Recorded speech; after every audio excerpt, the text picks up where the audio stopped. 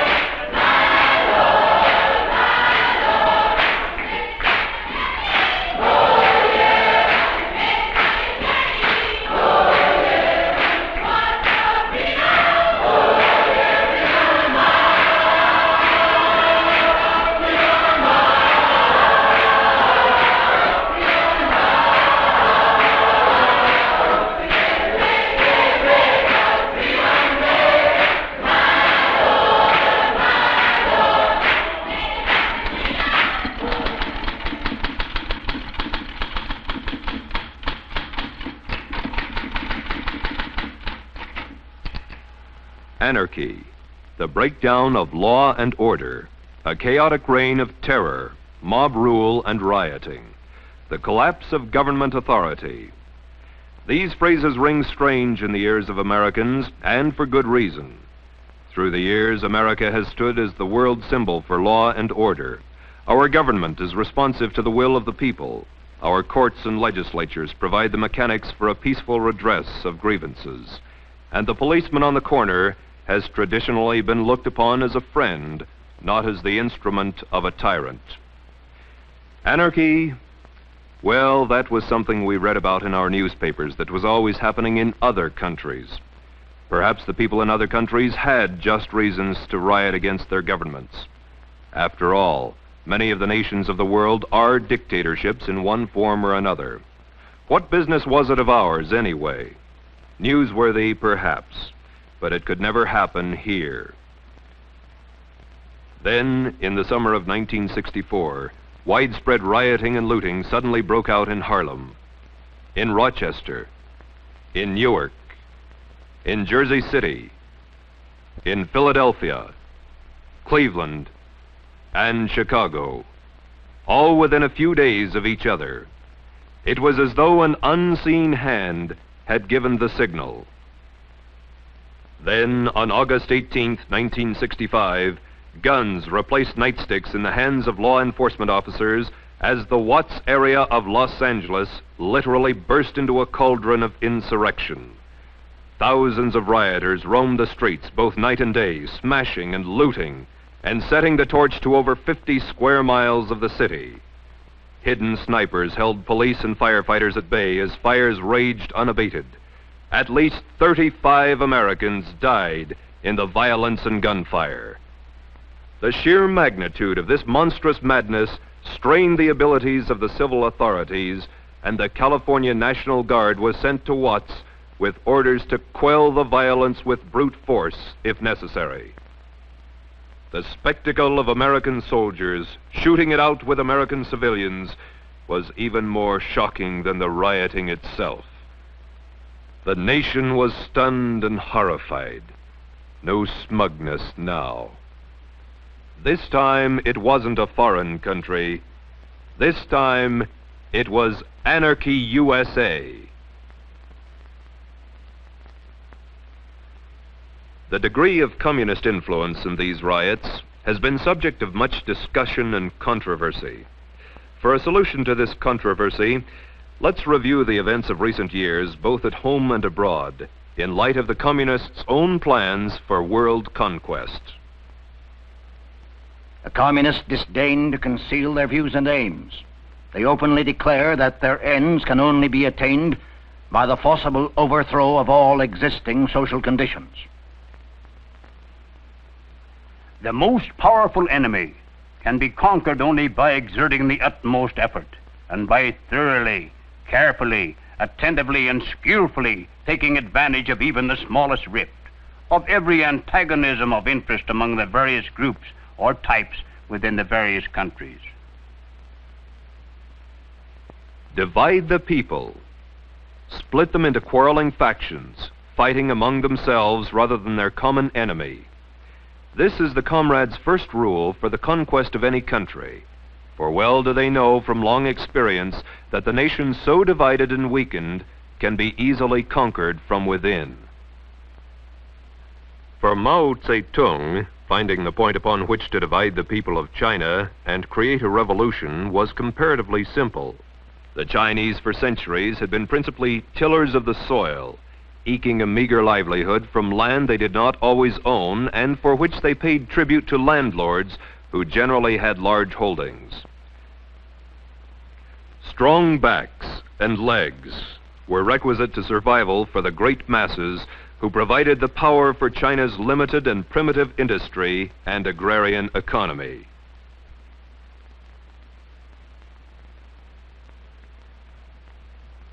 A new regime promised reforms, but the communists were not interested in reform. They were dedicated to revolution. Because of the dissension and sabotage created by the insurrectionists and the reticence of some of the landlords and merchants to change the established traditions, the reforms were slow in coming. And so the rich and well-to-do were inclined to stay rich and well-to-do, and the lot of the poor fared only slightly better. And a minority of the Chinese peasants accepted the idea so subtly planted and avidly nurtured by the communist leaders.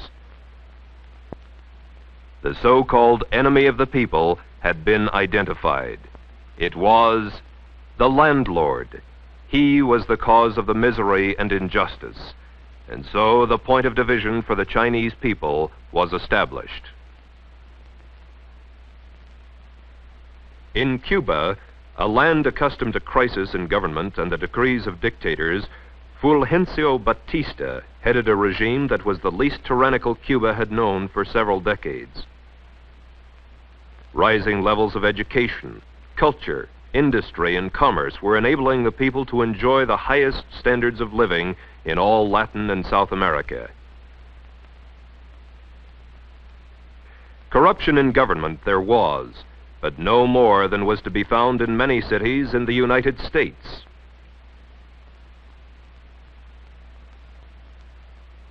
Fidel Castro, a young, well-trained communist revolutionary with much experience, seized upon the issue of corruption in government as he undertook the creation of his revolution.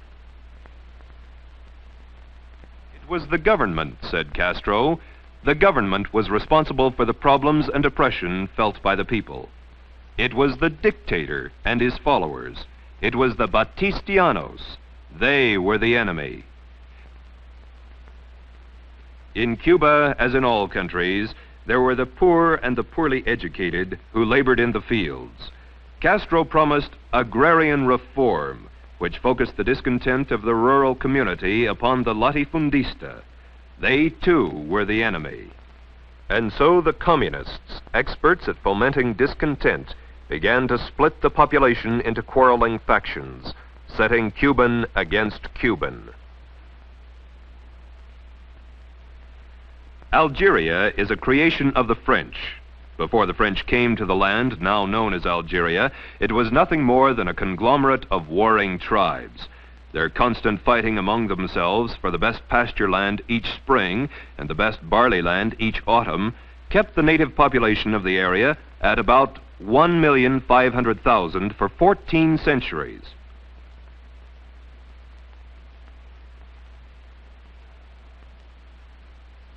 Today, after little more than 100 years of French rule, the population of Algeria stands at about 9 million.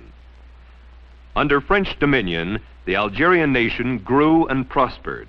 The two cultures of Islam and Christianity were working together to create a good life.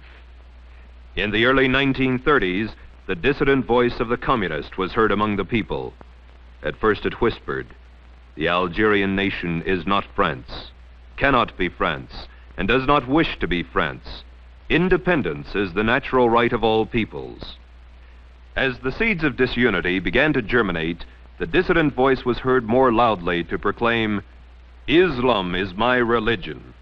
Arabic is my language. Algeria is my fatherland." And so, too, in Algeria, were the issues that were to divide the people clearly defined. It was to be Muslim against Christian, Arab against European, Algeria against France. The enemy was personified as the Colon.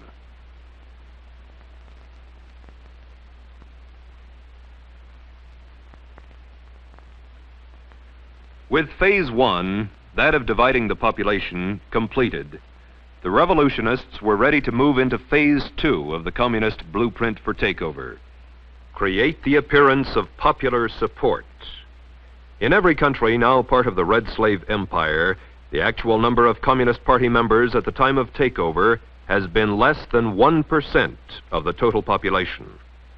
As Lenin phrased it, communism must be built with non-communist hands. By cleverly beguiling thousands of well-intentioned people into unwittingly supporting the revolutionary program, the dedicated 1% can trick the 99% into surrendering their birthright. This they do by hiding the true communist objectives behind appealing slogans and pretended humanitarian goals. As Stalin explained, the revolutionary accepts reform in order to use it as a cover for his illegal work. In China, the propaganda mills were active in championing Mao's agrarian reform. The propagandists portrayed in vivid detail the hardships and injustices of the Chinese peasant. The communists popularized the slogan, "Land to the tiller." Mao Zedong exclaimed, "We are not striving for the social and political communism of Russia. Rather, we prefer to think of what we are doing as something Lincoln fought for in the Civil War, the liberation of slaves." In the United States, those books which praised Mao Zedong as non-communist and an agrarian reformer were advocated reading, and some even became book club selections. It was later revealed that many of the pro-communist books and articles were written and reviewed in this country by communists. The American people, unaware of the treachery, were conditioned to accept the enslavement of China's millions.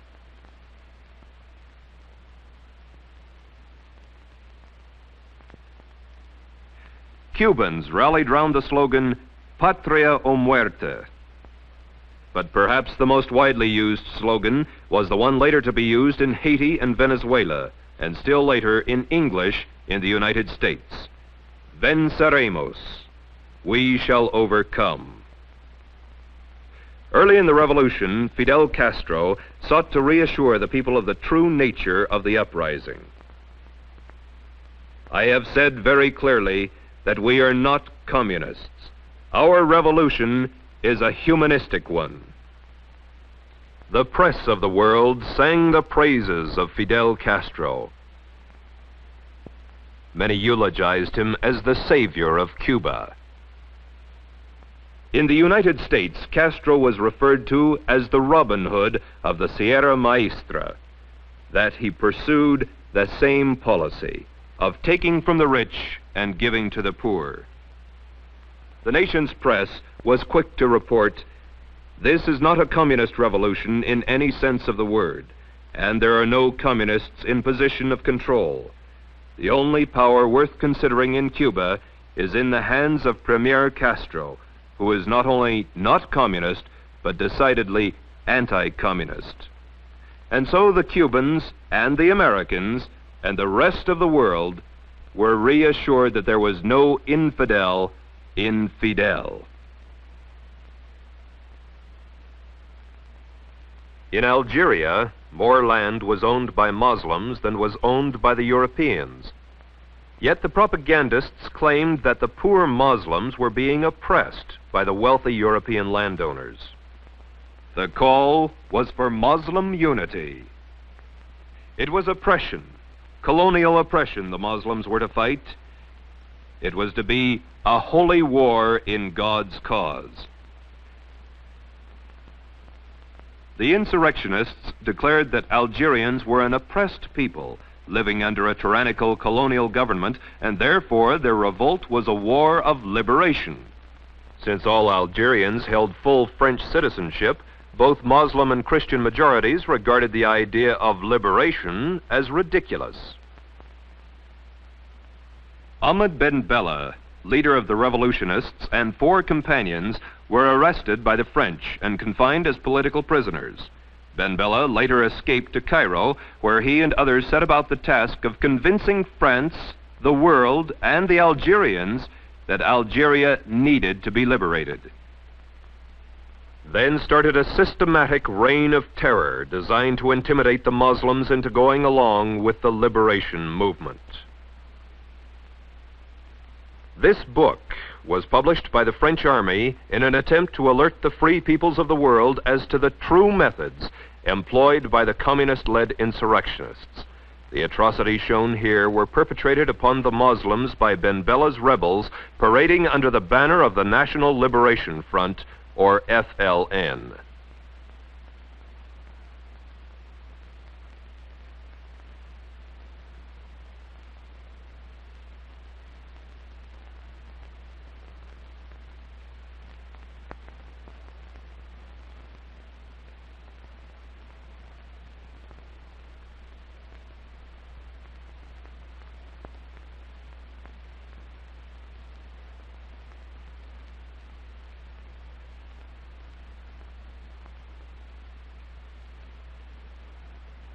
Men, women, and even children came under this merciless scourge in the name of freedom.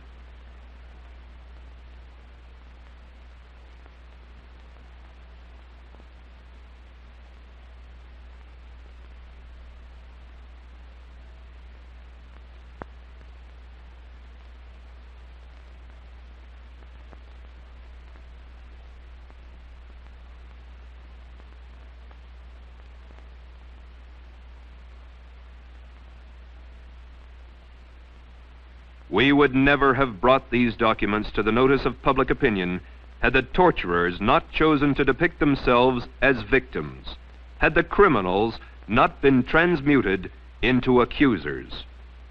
And that is exactly the way it appeared to the world. The French army was accused of police brutality. The godless revolutionaries were depicted as liberators. The insurrection was described as a popular and spontaneous uprising of the people. So effective was the programming of this big lie that some of the world's leading citizens were led to give aid and comfort to the enemy that plans to conquer the world. I am today introducing a resolution which I believe outlines the best hopes for peace and settlement in Algeria. It urges in brief that the President and the Secretary of State be strongly encouraged to place the influence of the United States behind efforts either through the North Atlantic Treaty Organization or through the good offices of the Prime Minister of Tunisia, Sultan of Morocco, to establish the basis for a settlement of an independent personality of Algeria, interdependence with France and the neighboring nations. I believe this to be of vital importance to us. This photo was taken October 15, 1962 in Washington, D.C. and carried the following caption: Premier Ahmed Ben Bella of Algeria and President Kennedy stand as Ben Bella receives full military honors shortly after his arrival today for talks with the chief executive. Ben Bella is expected to thank Kennedy for having called for Algerian independence as far back as 1957. After receiving full military honors at the White House, Ben Bella visited fellow revolutionary Fidel Castro before returning to Algeria. In April of 1964, Americans read in their newspaper, "Far more important facts are that Premier Ben Bella, though very much a dictator, is not a communist." 1 month later, in May of 1964, Ben Bella was awarded the Lenin Peace Prize in Moscow. 2 months later, in July 1964, Communist Ben Bella declared, "We solemnly reply here that our socialism stems from Islam. We repeat before world opinion that we are not communists." After the communists have found some issue or point of difference upon which they can divide the people, get them fighting among themselves rather than their common enemy, the next step is to create the appearance of popular support for the communists' war of national liberation. They have been devastatingly successful thus far. Yet in one country after another, there have been alert, informed individuals who saw the signs, recognized the patterns of conquest, and raised their voices to warn the people. Against just such a contingency, the communists developed the third phase of their blueprint for world domination: neutralize the opposition. We can and must write in a language which sows among the masses hate, revulsion, and scorn toward those who disagree with us. A Communist Party directive issued in 1943 reads, Members and front organizations must continually embarrass, discredit, and degrade our critics. When obstructionists become too irritating, label them as fascist or Nazi or anti-Semitic. Constantly associate those who oppose us with those names which already have a bad smell. The association will, after enough repetition, become fact in the public mind. In China, the formula worked well. The word landlord became almost an invective.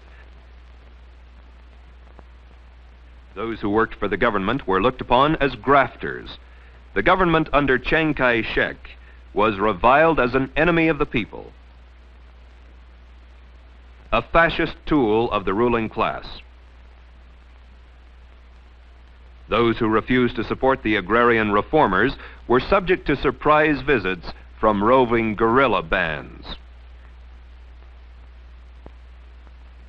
The pattern was the same in Cuba.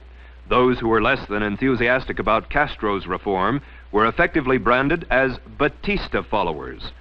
The man who spoke up against the revolt was labeled as a counter-revolutionary.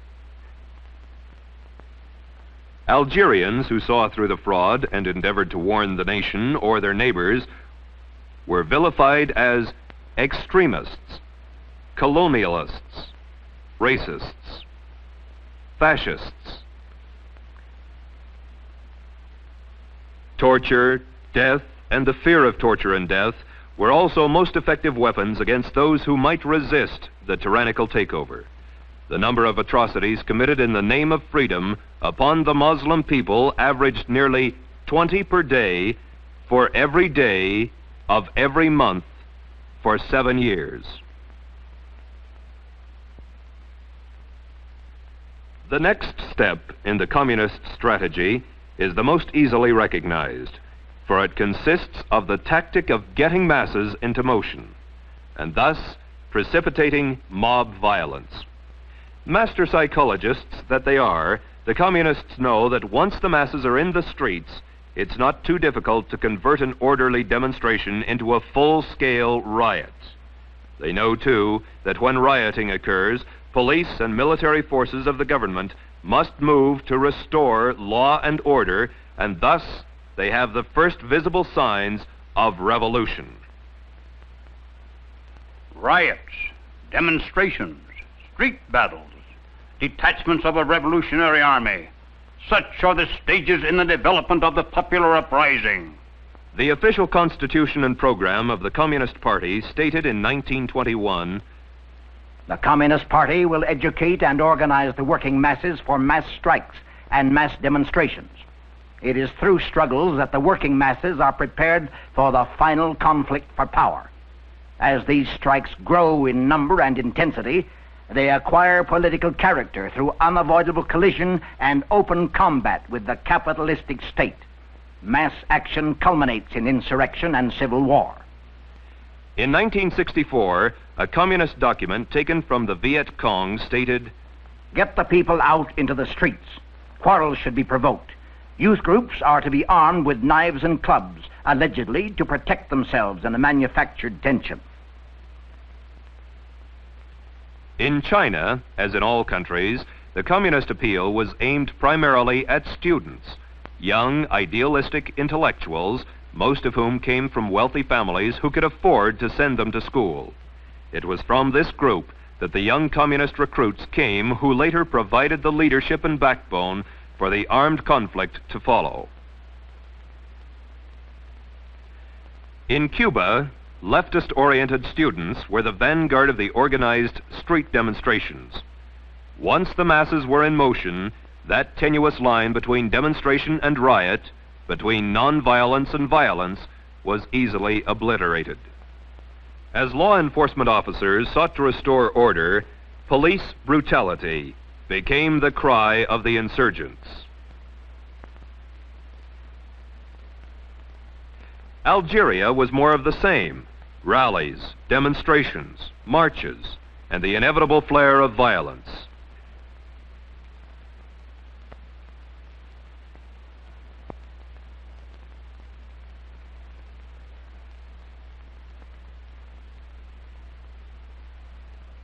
The invariable charges of police brutality were hurled as efforts were made to maintain law and order.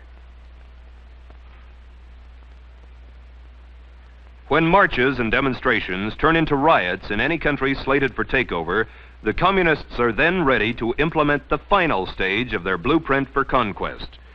It takes only a handful of armed opportunists, criminals and savages to create the semblance of revolution.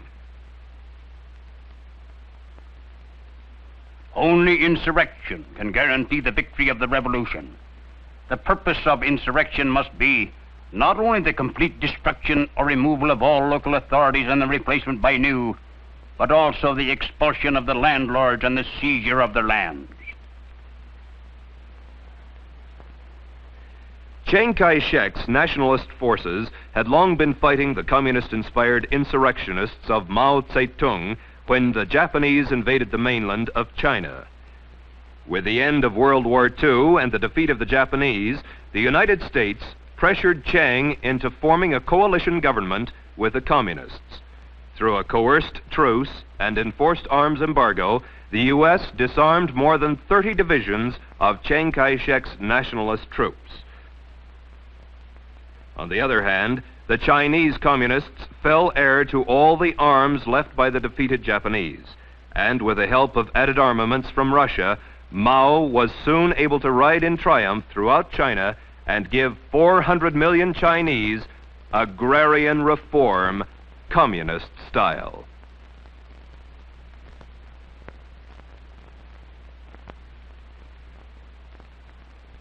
When it was time for the shooting to begin in Cuba, Fidel Castro received millions of dollars in cash and vast amounts of arms and ammunition from the Soviet Union and communist groups throughout the Western Hemisphere. At the crucial time in Castro's bid for power, the United States State Department declared an arms embargo against Batista's government, refusing to deliver even the arms that had already been paid for and were awaiting shipment. Yet, on the other hand, revolutionary sympathizers were delivering men, arms, and ammunition to Castro daily from the United States. In Algeria, Ben Bella's rebels were fighting their war of liberation with guns and ammunition sent to them through Tunisia and Morocco by the communist bloc countries. And just as the revolution was coming to a head, a slight change in the overall strategy was instituted. In 1958, France's President Charles de Gaulle came to Algeria, declaring with outstretched arms, "I have understood you. I declare that from this day forward, France considers that in the whole of Algeria there is only one category of inhabitants, that there are only Frenchmen in the full sense." De Gaulle called for the people to vote on the question of independence for Algeria, and the majority voted to remain French citizens, an integral part of France. De Gaulle said, 3.5 million men and women have cast their votes of confidence. This is a fact that commits France and Algeria to each other for all time. 2 years later, in 1960, the same French president, Charles de Gaulle, was heard to ridicule the Frenchization of the Algerians and to talk of an Algerian Algeria. It didn't take the leaders of the Army of Liberation long to change the talk of an Algerian Algeria into slogans demanding a Muslim Algeria.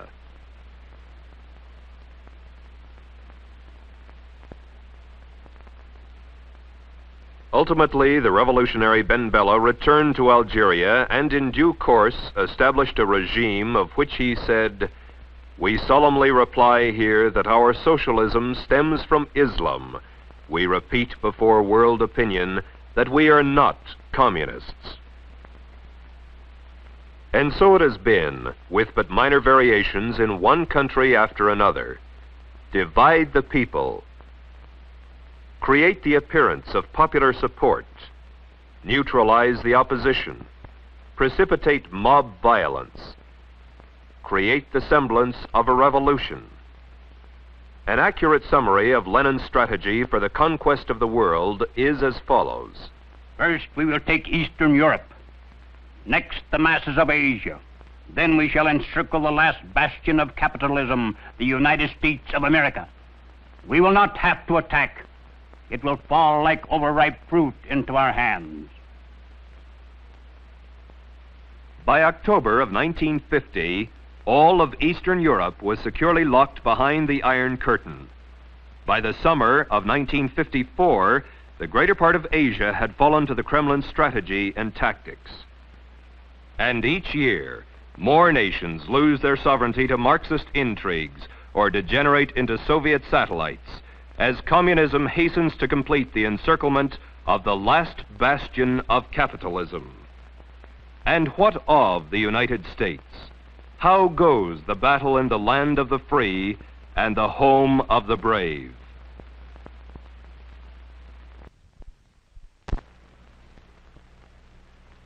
The communist plan for the conquest of the United States was explained to the American comrades by Moscow's agent Joseph Pogany, his country by Stalin for the revolutionary movement.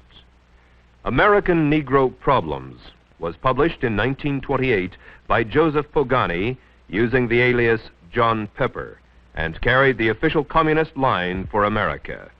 The Workers' Communist Party of America, in its fight against imperialism, must recognize clearly the tremendous revolutionary possibilities of the liberation movement of the Negro people.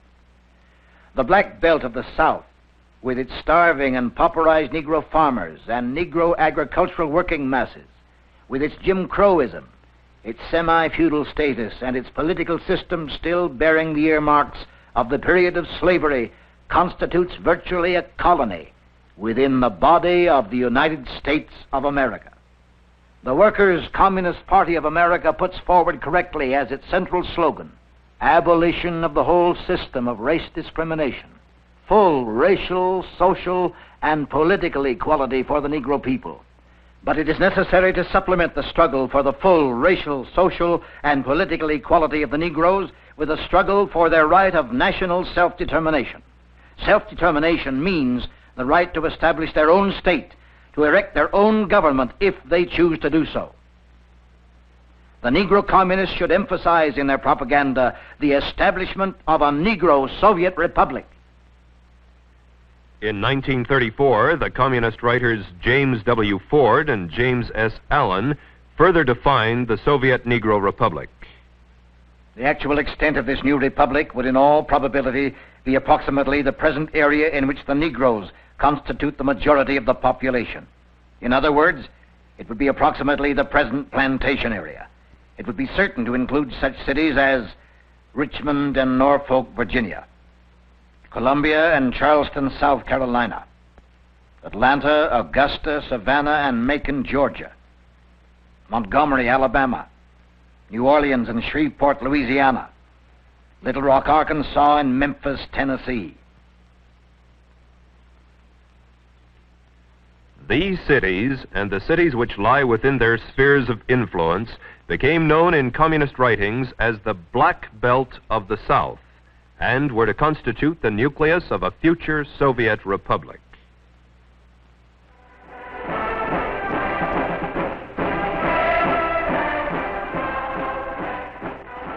At the National Convention of the American Communist Party, held in New York City in June of 1940, James Ford, the Communist Party candidate for the Vice Presidency of the United States, said, "For the Negro in the South, my people, the Negro people of America, have in the Communist Party their best defender, the unfailing champion of their cause. I accept its nomination for Vice President of the United States."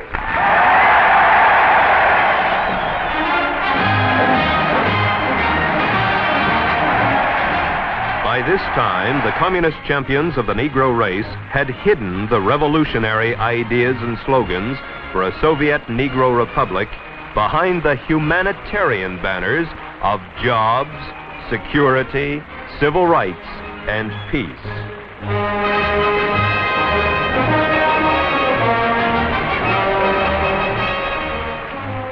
These humanistic issues were to provide the friction necessary to divide the American people and lay the groundwork for revolution.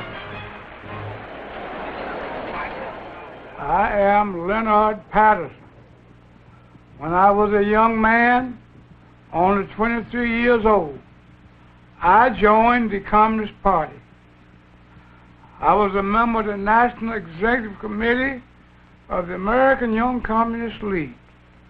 In 1930, I was the official communist candidate for election to New York State Assembly. I knew Gus Hall and other top-ranking American communists very well because I trained with them at the Lenin University in Moscow. I joined the party because I honestly thought the communists were trying to help American Negroes. I broke away from the party when it became clear to me what the communists were really up to was to use the Negro people in this country as cannon fodder in a violent and bloody revolution aimed at the establishment of the American Soviet dictatorship.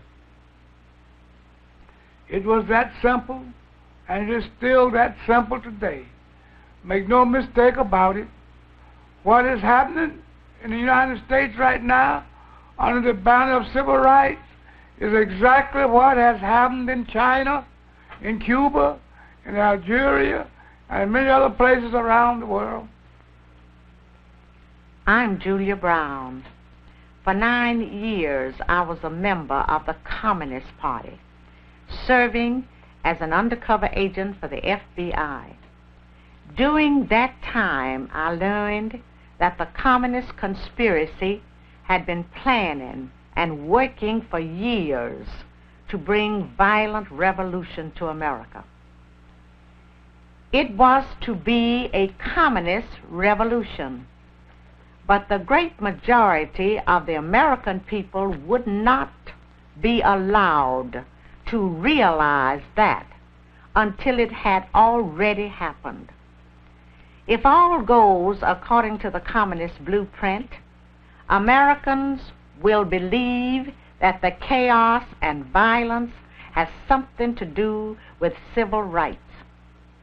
Our enemies were quick to find our weakest point for their attack. They knew that racial differences could provide them with an excellent wedge to divide our people. Their strategy simply has been to keep hammering on that wedge, to drive it deeper into our social structure, to open all wounds that have long since healed, and deliberately to create new ones wherever they can. Now he acted like a good nigga for the white folks.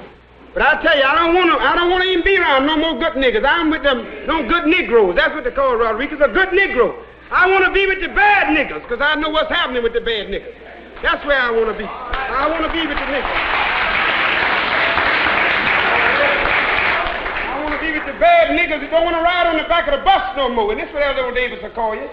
And the bad niggas is not going to work for $18 or $20. No, I want to be for the bad niggas who going to register and vote. I want to be for the bad niggas going to swim on any God's beach where water is flowing. I want to be with this type. Lyndon Johnson is the biggest nigger lover in the United States.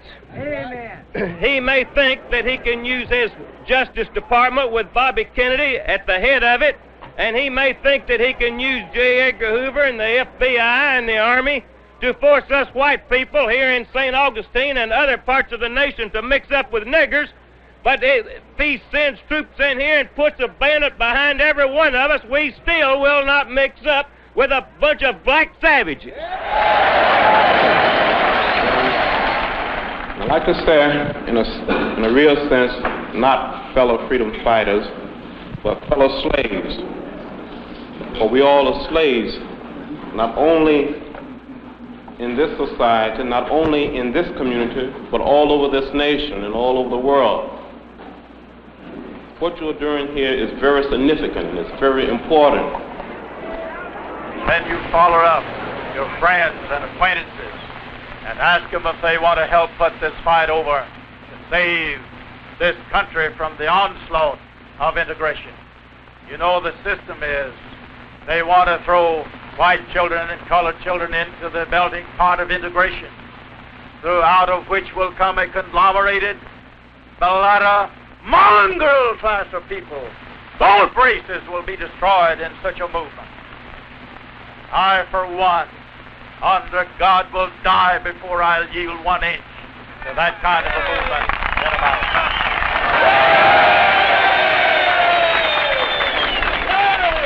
And not only has the black man got a champion, they call him Martin Luther King, we call him Lucifer.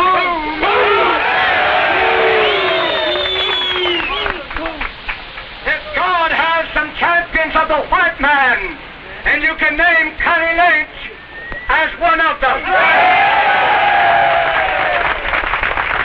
Today, tomorrow, and forever.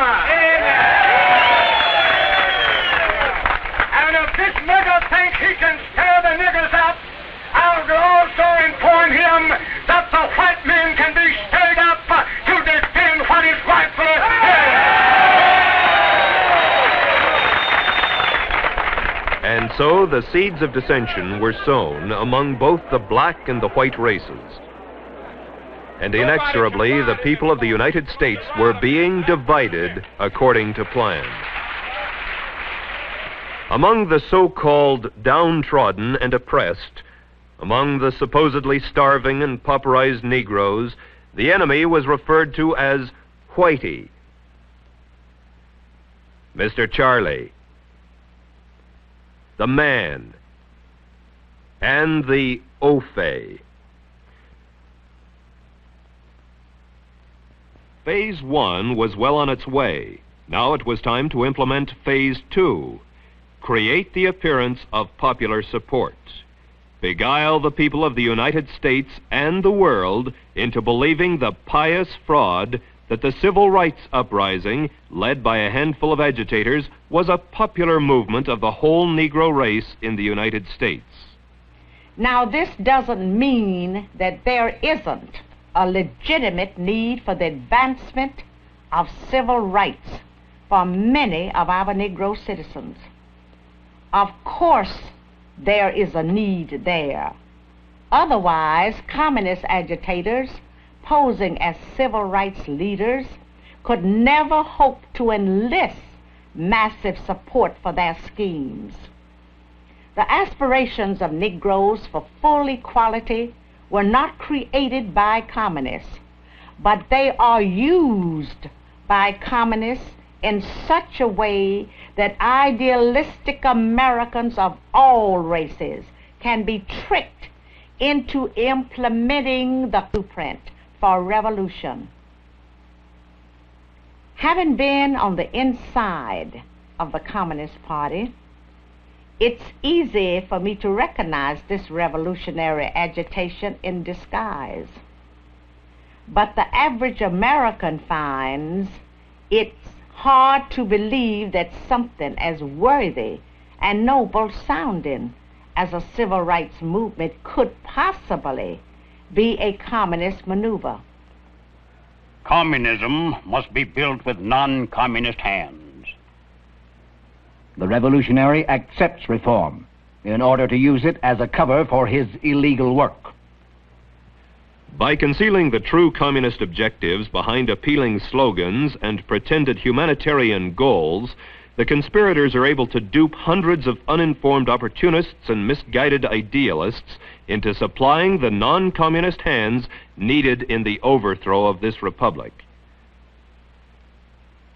Thoroughly deceived, some of the Negroes cry for liberation through the slogan, "Freedom Now."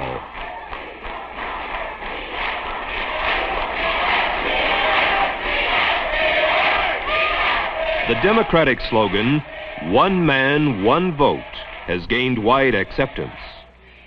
But perhaps the most popular slogan is "Venceremos," the rallying cry of the deluded peasants of Cuba, Haiti, and Venezuela.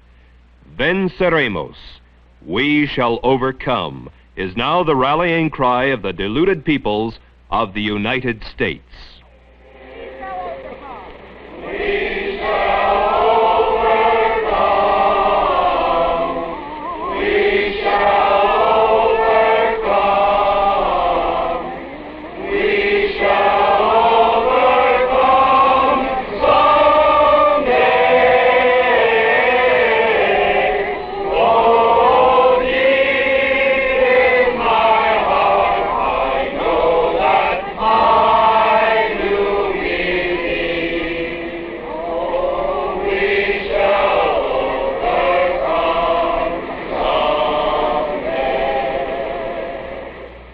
When I was studying communist tactics and strategy in Moscow, my instructors emphasized the importance of using honest grievances and popular slogans as a smokescreen to cover up the true nature of the revolution. We were taught how to use propaganda and arouse the emotion of the masses. We learned how to set one group against the other and to make them hate each other. We learned the necessity of having martyrs, and we were even told how to create our own martyrs if they did not immediately result from the atmosphere of hatred. We were taught the importance of getting large masses of people into the street for marches and demonstrations, and finally, we were instructed in ways to take off riots and make them spread and to keep them going. When I returned to the United States, I was immediately given practical training. I participated in so-called nonviolent demonstrations that were deliberately calculated to irritate white people into violence against us. I personally was in charge of organizing a march on Washington to dramatize the Scottsboro Boys case. In New York, about 1935, a Negro boy was reported killed by the owner of a store while in the act of stealing some merchandise. Communist Party headquarters decided to make a march out of the boy. So we went right to work, putting out handbills and holding open air meetings. In less than a half hour after we started, there was a race riot at 125th Street, complete with smashing windows of white storekeepers, looting and all the rest. I'm not speaking of things I read about. These are things I personally participated in.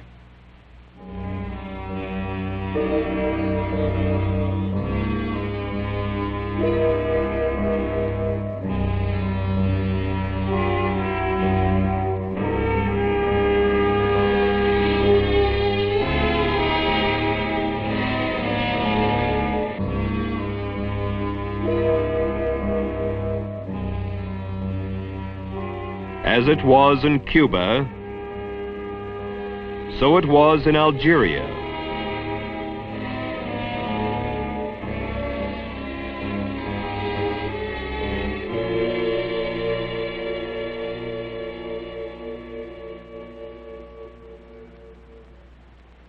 And so it is in the United States.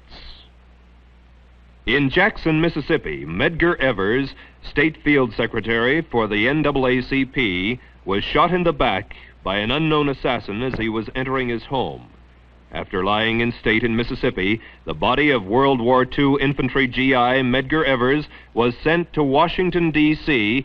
for burial in Arlington National Cemetery.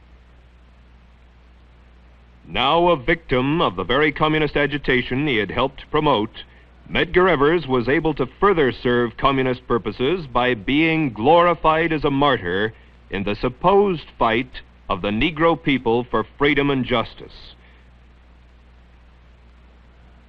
Medgar Evers' remains were buried with full military honors and nationwide news coverage.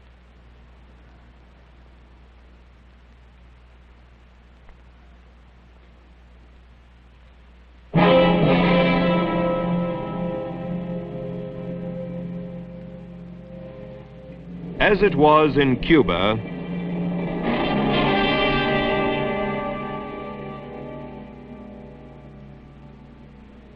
so it was in Algeria. And so it is in the United States. Mysterious bombings by assailants unknown plague the lives and property of the Negro people and serve to intimidate those who might speak out against the conspirators. The bombing of this Birmingham, Alabama church claimed the lives of 4 little girls attending Sunday school. A memorial service was held in Washington, D.C. for the 4 young victims, after which the mourners demonstrated their grief before the White House and the press.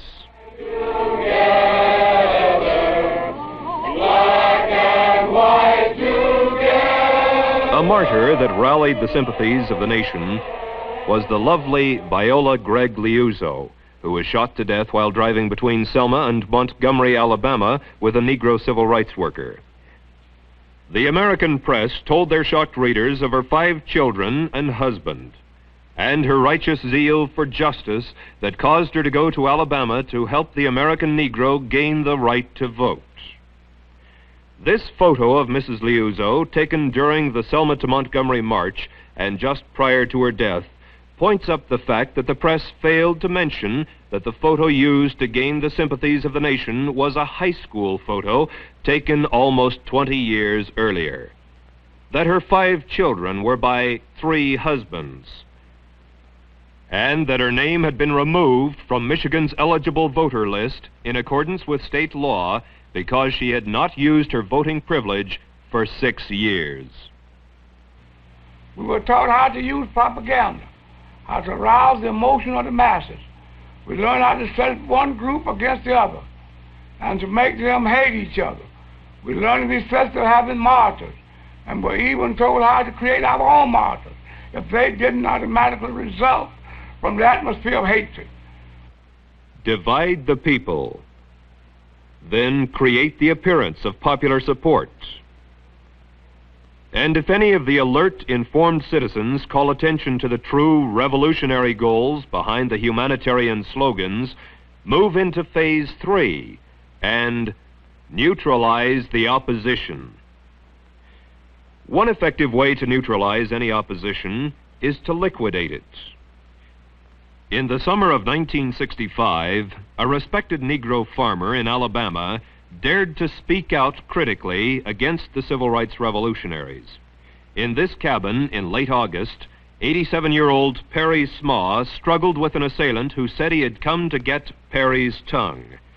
The aged Negro's skull was crushed with a cast-iron frying pan, the attacker striking with such force that the skillet was broken. Then the intruder pulled Perry's tongue from his mouth and with a butcher knife cut it off all the way back to the old man's tonsils. Perry Smaw, the man who dared defy the conspirators, died 6 days later. In China, Cuba, and Algeria, terror was also a most effective weapon in intimidating and neutralizing the opposition. And there's another, even more widely used method of neutralizing and paralyzing opposition to communism's conquests. We can and must write in a language which sows among the masses hate, revulsion, and scorn toward those who disagree with us. Members and front organizations must continually embarrass, discredit, and degrade our critics. When obstructionists become too irritating, label them as fascist or Nazi or anti-Semitic. Constantly associate those who oppose us with those names which already have a bad smell. The association will, after enough repetition, become fact in the public mind. By duping the American public into turning a deaf ear to the voices of warning because the topics were controversial or because the patriots themselves had been ridiculed as extremists, racists, fright peddlers, the conspirators were ready to move one step closer to their hidden goals by precipitating mob violence. Riots, demonstrations, street battles, detachments of a revolutionary army. Such are the stages in the development of the popular uprising. The Communist Party will educate and organize the working masses for mass strikes and mass demonstrations. It is through struggles that the working masses are prepared for the final conflict for power. As these strikes grow in number and intensity, they acquire political character through unavoidable collision and open combat with the capitalistic state. Mass action culminates in insurrection and civil war. You've been studying history, studying civics, but right now you got to put your history and your civics in the streets. You got to make the Constitution real. You got to make democracy real. Since 1960, since February the 1st, 1960, more than 50,000 of your fellow students have been arrested and jailed, beaten, faced police doors and water hoses.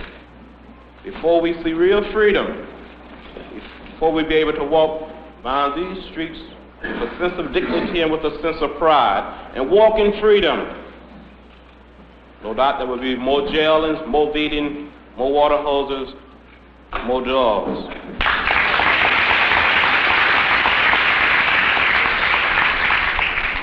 The other thing is this: we are determined that this city will not celebrate its quadricentennial as a segregated city if that celebration takes place.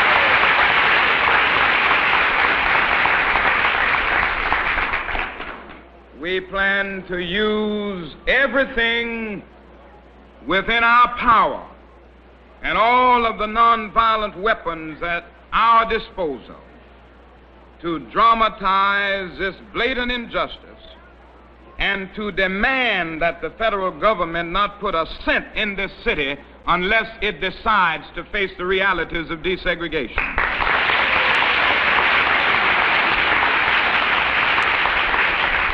Right time, when Martin Luther King said march, we're going to have our marching shoes.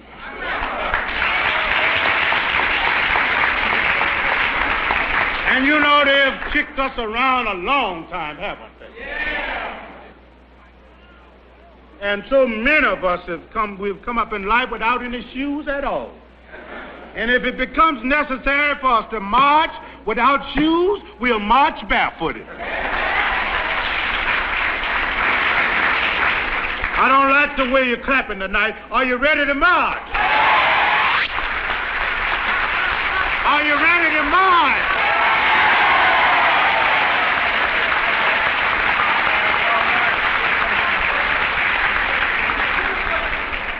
Then we are not afraid of dogs. No. Are we, children? No. So many of us, we were raised up with dogs. And we have had to live the life of dogs right here in the United States of America.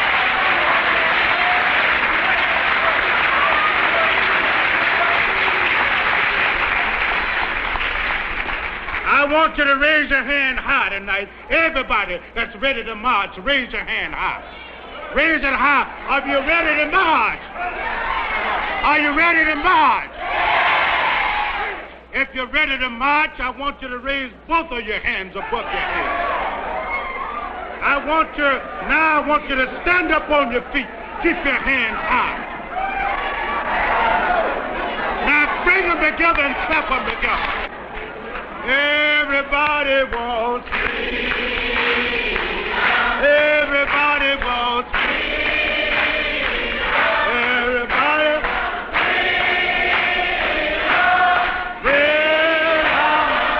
freedom. Martin Luther wants freedom. And so, many were tricked into helping create the appearance of popular support for a conspiracy that hid its true objectives behind appealing slogans and humanitarian goals. A detachment of the deceived staged sit-ins. A handful of the hoaxed made freedom rides. A portion picketed and protested, while still others boycotted buses.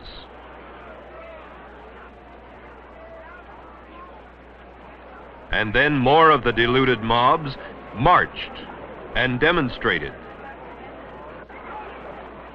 As it was in Cuba, where the leaders of the humanistic revolution marched with arms locked in camaraderie,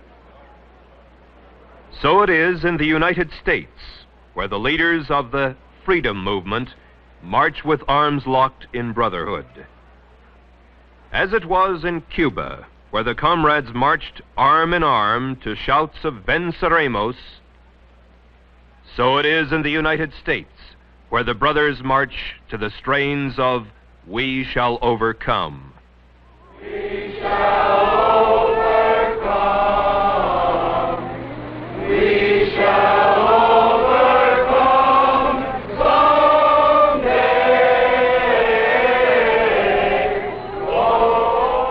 In 1965, Martin Luther King explained the purposes of the marches and demonstrations as follows. The goal of the demonstrations in Selma, as elsewhere, is to dramatize the existence of injustice and to bring about the presence of justice by methods of nonviolence. Long years of experience indicate to us that Negroes can achieve this goal when four things occur. First, nonviolent demonstrations go into the streets to exercise their constitutional rights. Second, racists resist by unleashing violence against them. Third, Americans of conscience, in the name of decency, demand federal intervention and legislation. Fourth, the administration, under mass pressure, initiates measures of immediate intervention and remedial legislation. Ready to march with them. I didn't hear from everybody. Are you ready to march? As Martin Luther King said, demonstrators staged a huge march on Washington, D.C. to dramatize their demands. They staged demonstrations across the country. And as Martin Luther King said, violence was unleashed. Then, accordingly, the federal government intervened and a vicious legislative step on the road to tyranny was enacted in the form of the Civil Rights Bill of 1964. Their cause must be our cause too.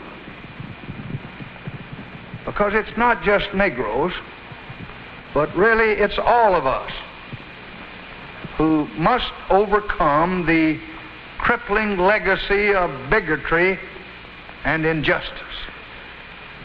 And we shall overcome. Black and white together. Black and white together. Now we mean business. Are you ready to march with us? As Martin Luther King said, the demonstrators staged a huge march from Selma to Montgomery, Alabama, to dramatize their demands.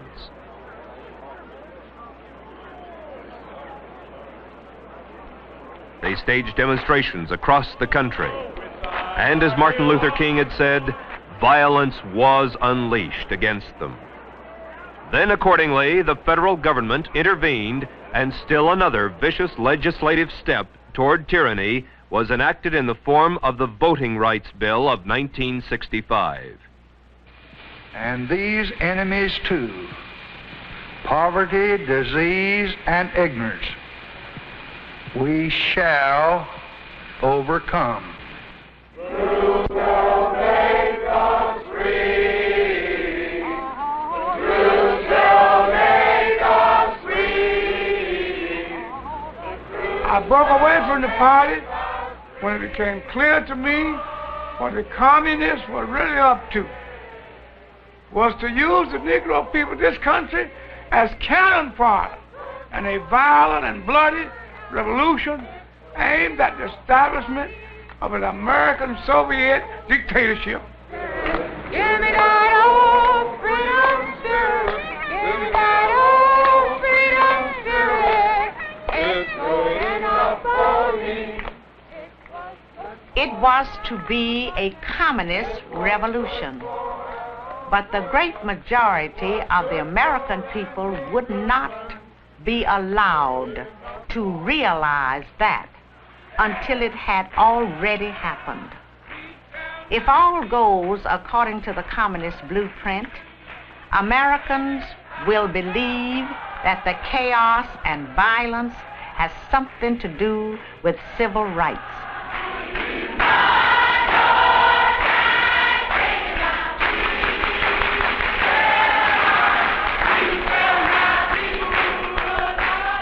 Make no mistake about it.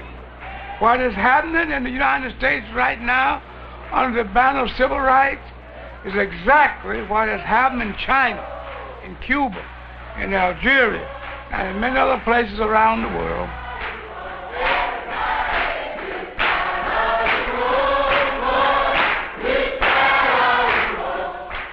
The goal of the international communist conspiracy is world domination. They have thus far been highly successful in accomplishing the step-by-step objectives necessary for reaching that goal. In the United States, the communist plans call for two revolutions at once.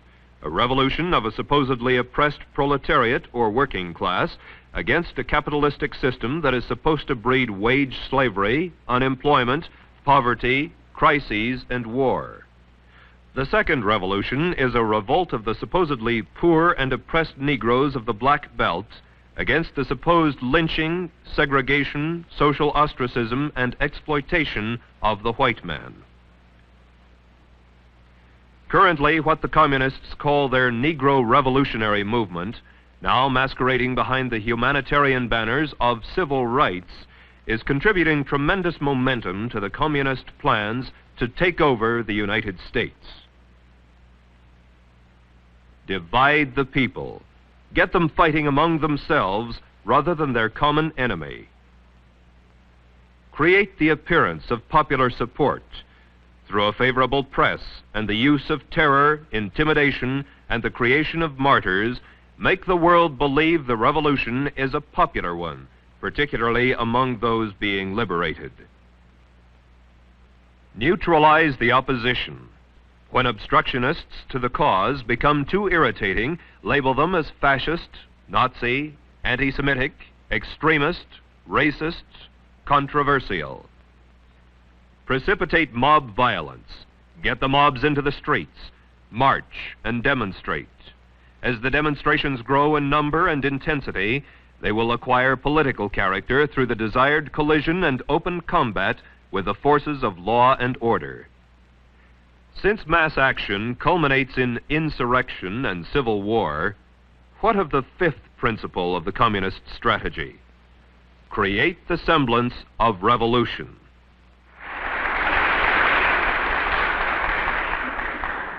Had not this rotten, fascist, racist cop, lieutenant, that killed the young Powell boy, had he not killed the boy very well might have died in South Vietnam in the name of freedom. Could have very well have died in South Vietnam in the name of freedom. In the name of freedom.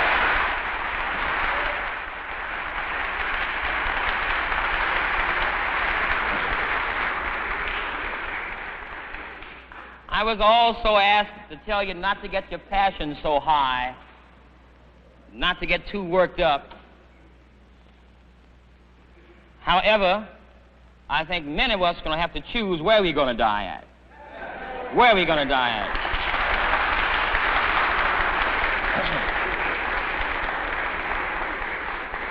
We're going to have to decide whether we're going to die on the streets of the United States or in South Vietnam. I would choose the United States myself. I would choose the United States myself.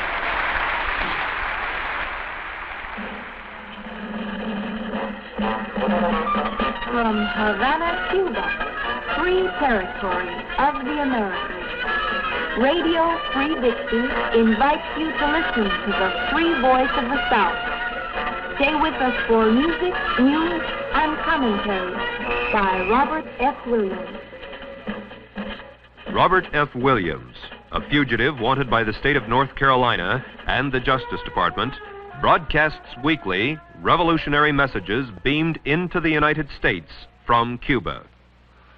We shall take the torch of freedom and justice into the streets of America, and we shall set the last great stronghold of Yankee imperialism ablaze with our battle cry of freedom. Freedom now or death. For our people... In the monthly newsletter published in Cuba and sent into the United States through Canada, the revolutionist Williams tells the Negroes of this nation, we must be willing to suffer jail. We must be willing to suffer death.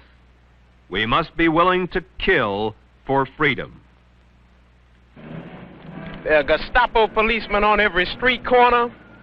It's just like Mississippi. And I predict things are going to grow worse. In fact, I think policemen are going to be dead before this situation is over.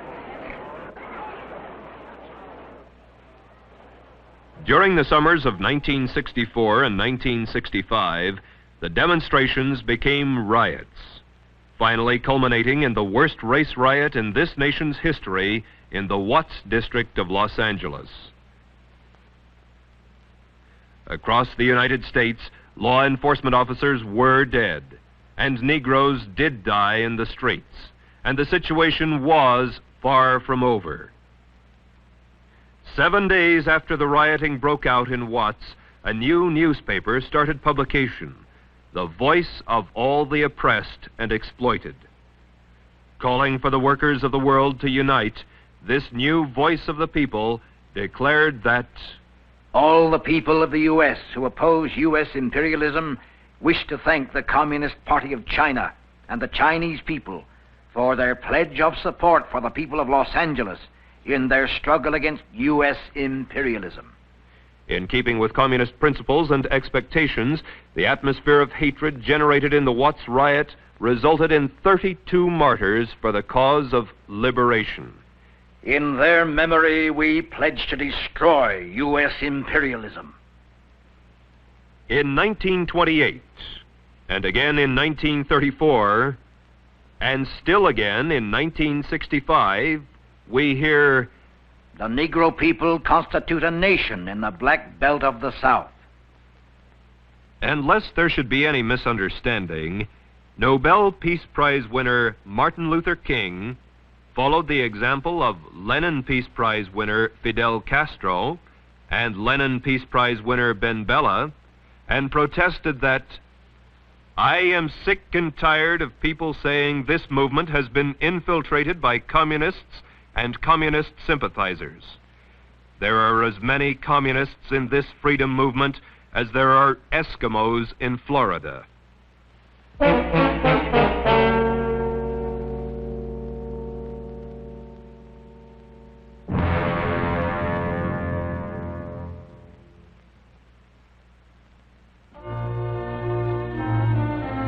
In the past hour, we have offered only a brief survey of the material that's available to support the charge that the civil rights movement, as we know it today, is simply part of a worldwide movement organized and directed by communists to enslave all mankind.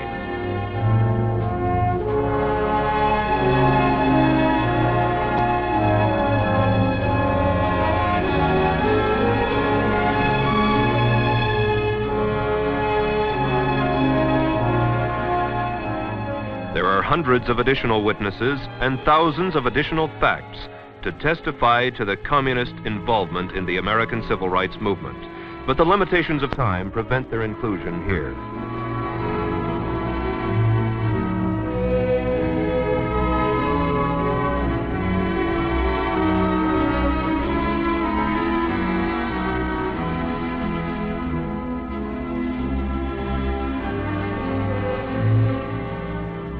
We urge you to continue your studies of these unpleasant truths and gain a more complete understanding of the conspirators' plans to subjugate the United States.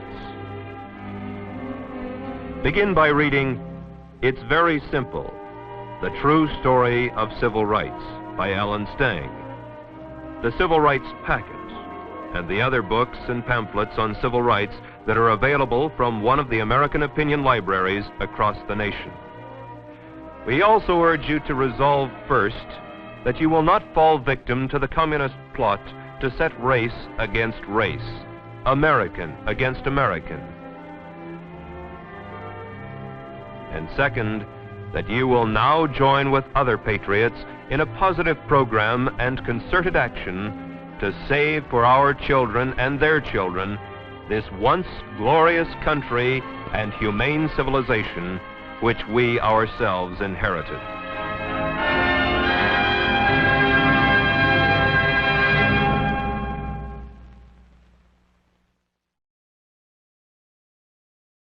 I hope you enjoyed and were inspired by this presentation of Anarchy USA by G. Edward Griffin. I advise you to look up more of G. Edward Griffin's work. He has a pretty hefty catalog. He's written many books and has produced many documentaries over the years, exposing many agendas that are, in a sense, unraveling our country. So until next time, thank you and God bless.